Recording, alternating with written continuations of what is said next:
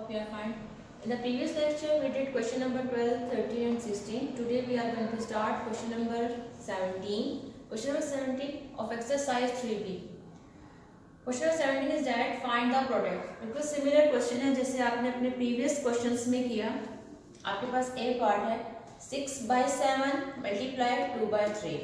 अब ये जो ब्लू कलर में यूज किया है मैंने आपको कटिंग दिखाई है कि उसे कटिंग हमने किस तरह करनी थी कि 6/7 है और ये 2/3.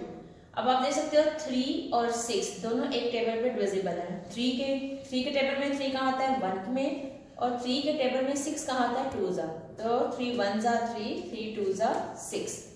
अब आप देख सकते हैं कि नीचे डिनोमिनेटर आपके पास 1 है और 7, ऊपर डिनोमिनेटर क्या हुआ 6 की जगह कट होगी 2 आया तो मैंने 2 लिख दिया और ये 2 एज इट इज. अब आप यहाँ पे देख सकते हैं कि कहीं भी कटिंग पॉसिबल नहीं है. ठीक है, अब आपने क्या किया न्यूमरेटर को न्यूमरेटर के साथ, डिनोमिनेटर को डिनोमिनेटर के साथ मल्टीप्लाई किया. 2 2 जा 4, 7 1 जा 7. अब आप देख सकते हैं कि ऊपर की वैल्यू न्यूमरेटर स्मॉल वैल्यूज है, छोटा है as compare to denominator. Then ये फर्दर डिवाइड नहीं हो सकता और ना ही इसकी कोई लोएस्ट टर्म चेंज हो सकती है क्योंकि एक इवन है दूसरा ओड है. तो दैट इज योर आंसर. इसी का बी पार्ट देखें 8/9 मल्टीप्लाई 27/8. क्वेश्चन देख के हमें चल रहा है कि ये भी 8 और ये 8 दोनों एक टेबल के में डिविजिबल है. ये 2 के टेबल में भी आ सकता है, 4 में भी आ सकता है और डायरेक्ट 8 के टेबल में भी आ सकता है. तो मैंने 8 के टेबल में डायरेक्ट कर दिया. 8 1 जा 8 और यहाँ पे भी 8 1 जा 8. अगर ये देखा जाए 9 था ये 27. 9 के टेबल में 27 भी डिवाइड होता है तो 9 के टेबल में 9 1 जा 9, 9 3 जा 27. ये भी 3 के टेबल में आता है लेकिन इससे ये होगा कि कटिंग आपके पास टू मच हो जाएगी, थोड़ी ज्यादा हो जाएगी. तो आप कोशिश करेंगे पहले उसमें डिवाइड करेंगे जो एक ही टेबल में इजीली डिवाइड होता हो. अब जो हमारे पास रिमेनिंग न्यूमरेटर डिनोमिनेटर बचे वो लिख लें 1 and 3. न्यूमरेटर में 1 and 1 वही रूल लग जाएगा. Numerator multiply by numerator, denominator multiply by denominator. 3 1 जा 3 और 1. अगर 1 आपके पास डिनोमिनेटर में आ जाता है तो उसको लिखना जरूरी नहीं है क्योंकि डिनोमिनेटर में 1 की वैल्यू नहीं होती है. तो 3 1 जा सॉरी जो आपके पास न्यूमरेटर में है वही आपका आंसर आ जाएगा 3. नजर आ गया. इसके रिमेनिंग पार्ट बिल्कुल वैसे ही हैं जैसे आपके को ए और बी थे. सिमिलर क्वेश्चन नंबर 12 13 16 की तरह है. तो इसके रिमेनिंग पार्ट्स आप लोगों ने खुद करने हैं. हम नेक्स्ट क्वेश्चन में चलते हैं. Question number 18 of these multiplication making sure each product is in its lowest term. Same उसी तरह है कि आपने इन मल्टीप्लिकेशंस को सोल्व करना है और इस बात का ध्यान रखना है कि हर सॉल्यूशन जो है वो आपके पास लोएस्ट टर्म में है. अब यहाँ पे आपने जो है इन लोएस्ट टर्म में भी चेंज करना है. लोएस्ट टर्म हम अपने प्रीवियस लेक्चर्स में बहुत अच्छी तरह डिस्कस कर चुके हैं कि आपने जो भी आपके पास फ्रैक्शन होगी उसको एक ही नंबर से उसके न्यूमरेटर को और उसके डिनोमिनेटर दोनों को डिवाइड करना है. देखते हैं. अब ये आपके पास होल फ्रैक्शन है. ठीक है, मिक्स नंबर है बीच में और एक फ्रैक्शन है. अगर ऐसा क्वेश्चन जो आपके पास एक होल नंबर और फ्रैक्शन जो है कंबाइन हो यानी कि पूरा मिक्स नंबर बने तो उसको सबसे पहले आपने फ्रैक्शन में चेंज करना है. फ्रैक्शन में चेंज करने का तरीका क्या है कि आपने सबसे पहले कि जो आपका डिनोमिनेटर में है और जो आपका होल नंबर है इन्हें आपस में मल्टीप्लाई करना है. 5 को 2 से मल्टीप्लाई करें तो क्या आता है 5 2 जा 10. अब वो जो आपका 10 आंसर आएगा उसको न्यूमरेटर के साथ आपने क्या कर देना है प्लस. हम एक्सरसाइज 3 जब आपकी रेगुलर क्लासेस थी उसमें ये चीजें डिस्कस कर चुके हुए हैं.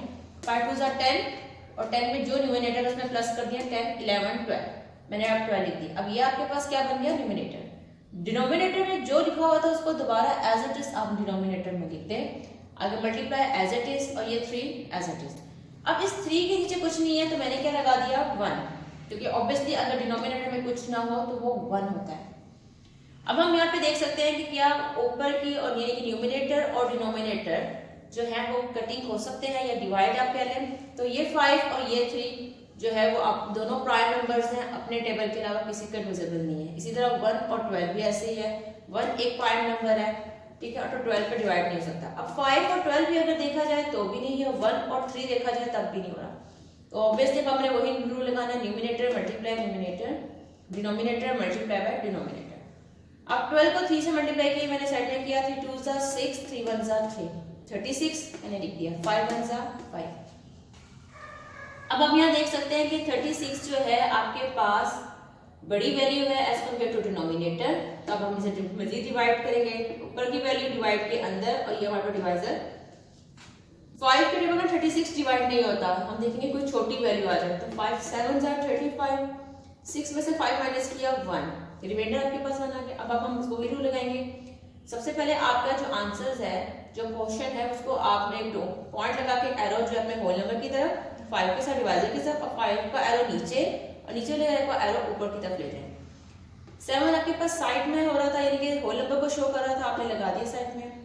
5 आपका क्या एरो कहाँ जा रहा है, नीचे, आप 5 को नीचे लिख दें और 1 का एरो कहाँ जा रहा है, ऊपर की तरफ आ रहा है, तो आपको ऊपर, तो 7 होल 1/5 आपका आंसर आ जाएगा। मजीद इसकी लोवेस्ट टर्म पॉसिबल नहीं है, तो आपका क्या है, यही आंसर है। सेम इसी तरह सी पार्ट देखिए, वही बात है कि 8 को और 1 को आपने मल्टीप्लाई करना है, ठीक है। इन दोनों को मल्टीप्लाई करें, क्या आ जाएगा 8, और 8 में हम प्लस कर देंगे 5 को, तो हम देखते हैं हमारा आंसर आता है 13, और denominator as it is 4 2s 8, 8 में 1 प्लस किया 9, 9/4 आ गया आपके पास। अब हम देख सकते हैं कि 8 और 13 आपस में डिविजिबल नहीं है, 4 और 9 भी नहीं। इसी तरह क्रॉस में देख लिया जाए तो 4 और 13 भी नहीं है, 8 और 9 भी एक ही टेबल में डिविजिबल नहीं है, तो वही रूल लगा दें, numerator multiply numerator, denominator multiply denominator. अब 13 को 9 से मल्टीप्लाई किया, 9 3 27, 7 2 ऊपर कैरी, 9 10 11 117 और 8 4 32। ऊपर की वैल्यू ग्रेटर देन है, हम मजीद डिवाइड करेंगे। 32 को जब मैंने 3 से किया तो 96 आया, और जब मैंने 4 से मल्टीप्लाई किया तो बड़ी वैल्यू आ गई, मैंने 3 से लिख दिया 96, 7 में से 6 माइनस किया 1, 11 में से 9 माइनस किया 2।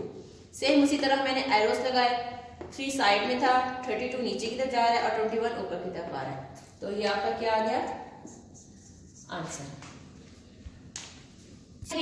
बस यहाँ पे 2 मिक्स नंबर हैं और एक आपके पास होल नंबर है। ऐसे क्वेश्चंस याद हैं तो कंफ्यूज नहीं होना, आपने सिंपल इन दोनों को फ्रैक्शन में चेंज करना है। वही स्टेप हो गया, 8 को और 4 को मल्टीप्लाई करो तो क्या आता है 32, ठीक है। जब मैंने इन दोनों को मल्टीप्लाई किया मेरा आंसर आ गया 32, और 32 में मैंने 1 को प्लस करना है तो मेरा आंसर आ जाता है 33। उसी तरह 8 डिनोमिनेटर में आ जाते हैं, सेम उसी तरह 3 2s 6, 6 में 1 प्लस किया 7 और 3 एज इट इज। अब ये 4 था, इसके नीचे कुछ नहीं है तो मैंने सिर्फ फ्रैक्शन में चेंज कर दिया, इसके नीचे मैंने 1 लगा दिया। अब आप यहाँ पे देख सकते हैं कि मेरे लिए जो सबसे ज्यादा इजीली पॉसिबल था कटिंग मैंने वो किया। मैंने 3 को 33 को देखा कि 3 के टेबल में 3 1 3, यहाँ पे भी 3 1 3, ये भी 3 1 3, यानी कि 11 से अगर मैं डिवाइड करती हूँ, इन केस अगर आपको बहुत मुश्किल हो रहा हो कि आप इसको ट्रैक कैसे करना है, आप 33 को और 3 को डिवाइड कभी कर सकते हैं, और जो आंसर आपका आएगा उसको कट करके ऊपर लिख दें एज अ रफ। अब ये देखेंगे 8 है और ये 4 है, 4 1 4, 4 2। अब ये 2 के टेबल में भी कट होता है, लेकिन मैं कोशिश ये करती हूँ कि किसी एक टेबल में इजीली कट हो जाए, मतलब मजीद स्टेप ना आपके बन सके। 4 1 4, 4 2 8। अब जो आपके पास न्यूमरेटर बने थे वो आपने लिख दिया, 11 था 7 और ये 1, नीचे 2 1 और 1। अब 11 7 77, 77 1 77 लिख दिया, 2 1 2, फिर 2 1 2 आपका आंसर।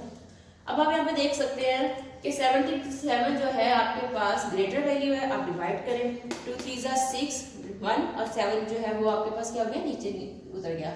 अब ये 17 है, 2 8 60 रिमाइंडर 1। उसी तरह अपने एरो सेट करें, 38 साइड में आता है, 2 आपका नीचे की तरफ जा रहा है और 1 आपका ऊपर, तो ये आपका क्या आ गया आंसर। अब क्वेश्चन नंबर 17 का ई पार्ट देखिए, मेरा सारे क्वेश्चन सेम उन्हीं स्टेप्स पर है। पहले आपने 9 को 3 के साथ मल्टीप्लाई किया, क्या है आपके पास 27, और साथ 1 को ऐड किया, क्या आ गया आपके पास 28। ये फ्रैक्शन एज इट इज आपने लिखता जाएगी। अब आपने क्या करना है कि आपने देखना है कौन सी कटिंग इजीली है। यहाँ पे 1 नहीं, ये 1 नहीं तो कट हो नहीं सकता। अभी 28 है, एंड में आपके पास 8 है, इसका मतलब ये 2 का डिविजिबल है। ये नहीं है 2 का डिविजिबल क्योंकि 9 है, 3 भी नहीं है, लेकिन ये 6 तो है ना, तो हम क्या करेंगे 2 से डिवाइड करेंगे, क्योंकि ये अपने टेबल पे डिवाइड नहीं हो सकता। तो 2 के टेबल में 6 कहाँ आता है, 3 और 2 के टेबल में 28, 2 1 2, और ये 8 में क्या आएगा, 2 4 8। अब अपने न्यूमरेटर को ऊपर लिखें और डिनोमिनेटर को नीचे लिखें, 14 1 14 और 3 3 9 और 9 9 81। ऊपर की वैल्यू स्मॉल है, नीचे पे ग्रेटर वैल्यू है, तो आपका आंसर का मजफदर ये जो है वो डिवाइड नहीं होगा। एफ पार्ट देखिए, आपके पास सेम उसी तरह के आपके पास दो मिक्स नंबर हैं, क्योंकि यहाँ पे तीनों मिक्स नंबर हैं आपके पास, तो इनको जरा फ्रैक्शन में चेंज कर लेते हैं उन्हीं स्टेप्स में कि 10 को 2 को मल्टीप्लाई किया 20, 21 में 20 में 1 प्लस किया 21 और डिनोमिनेटर एज इट इज। 8 1 सा 8, 8 में 3 प्लस किया 11, डिनोमिनेटर एज इट इज। 11 में 3 मल्टीप्लाई किया 33 और 1 प्लस किया 34 और 11 एज इट इज। सेम उसी तरह कटिंग करते हैं। अब ये 8 है, ये 34, एंड में 4 एंड में 8 है, ये 2 का डिविजिबल है क्योंकि ये एक ही टेबल में से 2 पे डिवाइड हो रहे हैं। 8 भी और जो है वो डिविजिबल नहीं थे, तो 2 4 सा 8, 2 1 सा 2। अब ये 34 अगर आपको डिवाइड करने में प्रॉब्लम हो रही हो तो आप क्या करना है, 2 से इसको डिवाइड कर लें। ये आपका 17 आ गया। अगर यहाँ पे देखा जाए तो 2 1 सा 2, एक कैरी आ गया यहाँ पे 14 और 2 7 सा 14। ये 11 अपने टेबल में 1 में कैंसिलेट हो जाएगा। बाकी आपके पास कोई कटिंग नहीं होती तो बाकी नंबर लिखते हैं 21 1 और 17 10 4 और 1। अभी न्यूमरेटर आपस में मल्टीप्लाई होंगे। 21 और 17 को मैंने मल्टीप्लाई किया, मेरा 57, 10 4 सा 40, 41 सा 48। अब ऊपर की वैल्यू ग्रेटर देन है तो हम इसे मजीद डिवाइड करेंगे। अब मैंने जब इसको 40 से डिवाइड किया तो मैंने देखा 43 सा 120 है, 4 किया तो 160 है। जब मैंने 8 से किया था तो मेरे पास 320, यानी कि यहाँ से बहुत स्मॉल वैल्यूज आ रही थी। आप 5 6 7 8 6 से कर सकते हैं। तो 8 0 0 8 4 32, मैंने इसे 8 से किया तो मेरा रिमेनिंग 37 जो है वो लेस देन 40 थी। इसका मतलब ये मजीद डिवाइड नहीं हो सकता।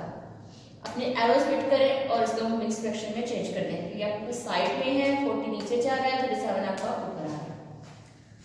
इसी तरह आई पार्ट देखिए, दोनों मिक्स नंबर हैं, एक फ्रैक्शन है, इनको मिक्स नंबर्स को फ्रैक्शन में चेंज करें। 5 3 सा 15 और 1 प्लस किया 16, डिनोमिनेटर एज इट इज। 6 1 सा 6, 6 में 5 प्लस किया 11, 6 एज इट इज। और 3/5 फ्रैक्शन में था तो उसको एज इट इज। अब ये 8 11 और कटिंग कर लें इसकी। अब ये 6 और ये 16 एक ही टेबल 2 पे डिवाइड होता है, क्योंकि 6 अपने टेबल पे 16 पे डिवाइड नहीं होता। 2 3 सा 6, 2 8 सा 16। अब ये 3 और ये 3 आपस में कैंसिलेट हो सकते हैं। 3 1 सा 3, 3 1 सा 3। मजीद नंबर्स जो है वो कैंसिलेट नहीं हो रहे तो हम रिमेनिंग लिख देते हैं। 8 11 और ये 1 1 3 और ये 5। 8 11 सा 88 और 5 3 सा 15। ऊपर की वैल्यू जो है आप देख सकते हैं कि ग्रेटर देन है, तो आप इसको मजीद डिवाइड कर लें।